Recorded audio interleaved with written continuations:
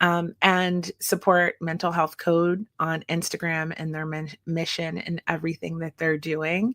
And then while you're on Instagram, you can go and support Eris Health on Instagram as well, which is an app that is about mental health as well that they're developing. It's good stuff. They have great content. Go and follow them. Tell them Kia sent you and support the mission to help people just live a better, happier quality of life, right? We all deserve that.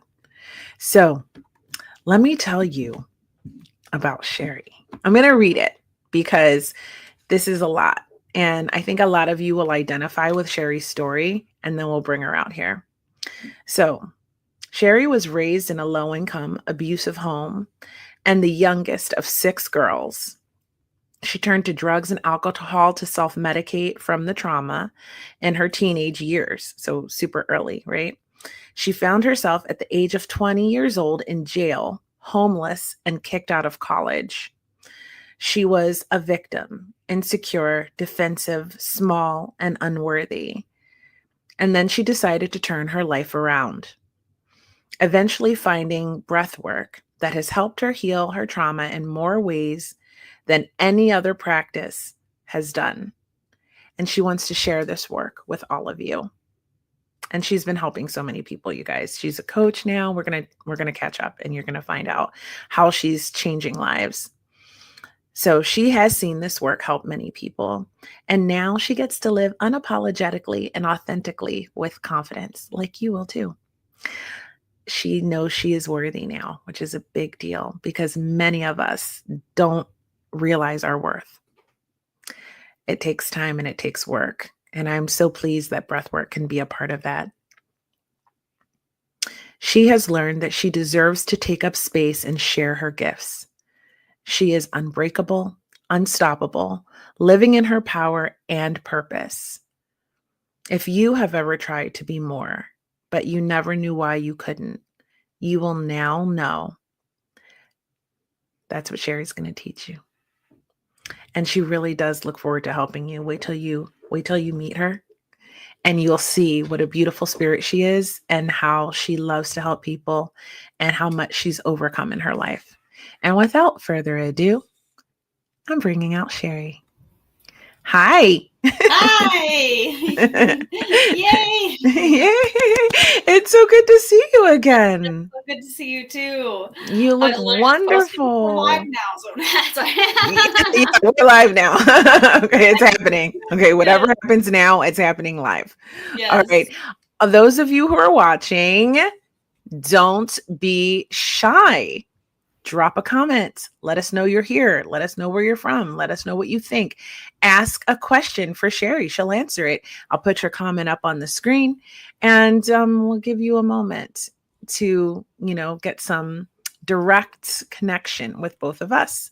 So if you're watching this later, when we're not live, you can always drop a comment. I read my comments and I try to answer all of them. So do that. Participate. Like we say in London Real Academy, take massive action. It can change your life.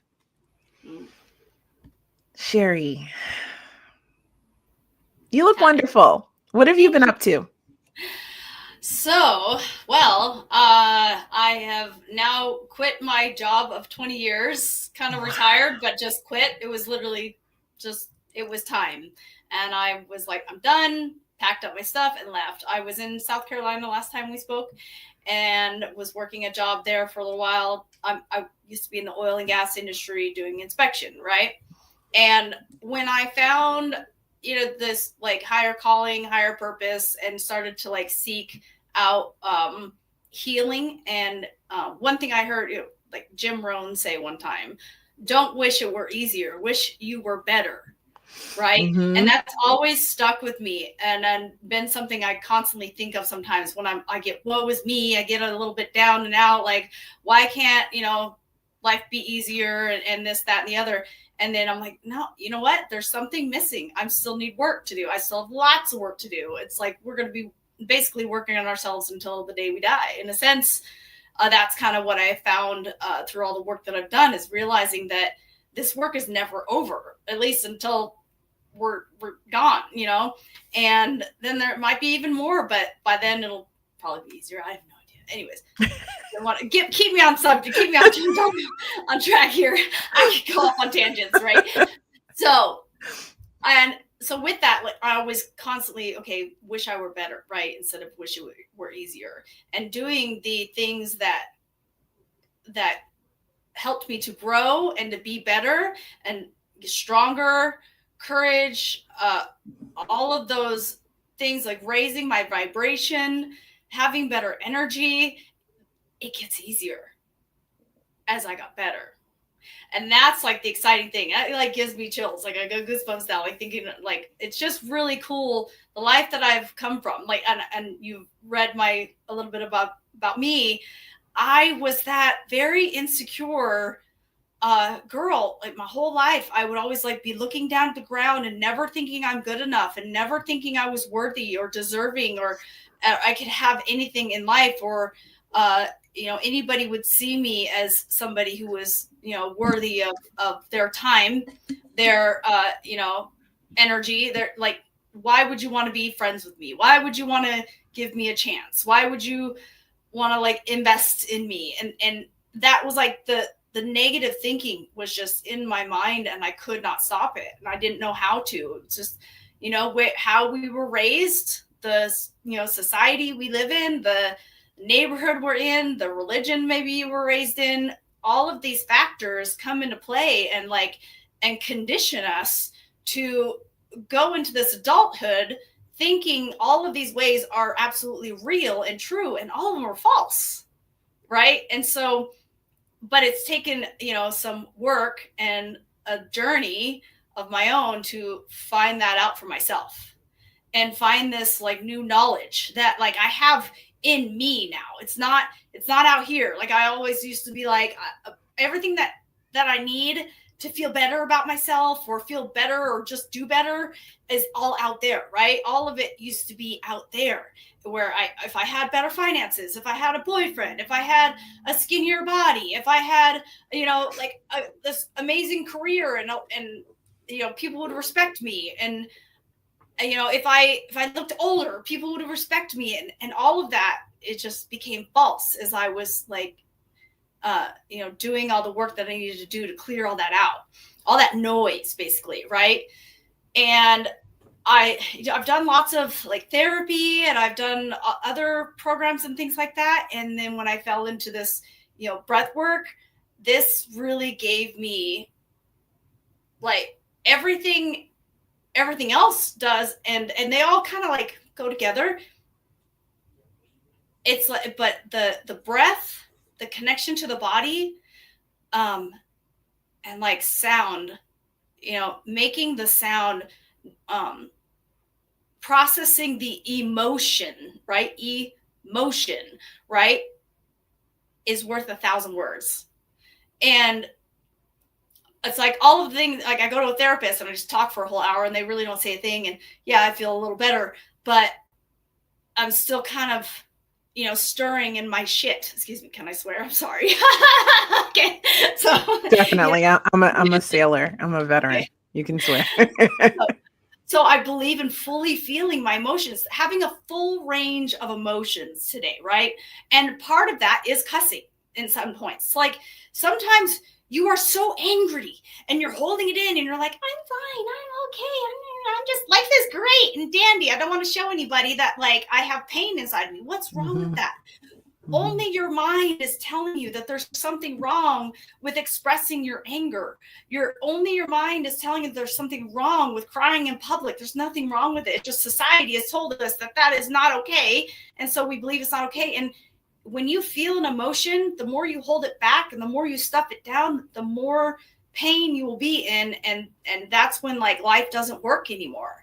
But when we just allow ourselves to feel our emotions as they come, and yes, there are times I'm in a grocery store, maybe I'll like, okay, I'm going to suck it up right now, and I'll wait till I get home. Just like, can we put on hold for just a minute? Or like I'm at work, let me just like go to the bathroom for a minute. take a few breaths and then process that at home. But like as soon as I can nowadays, instead of stuffing it down and thinking that it's not okay to feel. And it starts with like me. I had to value myself. I had to know I was worthy and deserving of feeling my emotions and feeling my full range of emotions. So if I am really fucking angry, I'm going to say fuck, because if I don't say fuck, and if I just say I'm really angry, it just doesn't come out the same, right? It's like if I'm really like, life just fucking sucks right now. I'm really sad. It's that full range. If I hold back the swear word, I'm not fully feeling my emotions. That full range is not fully felt.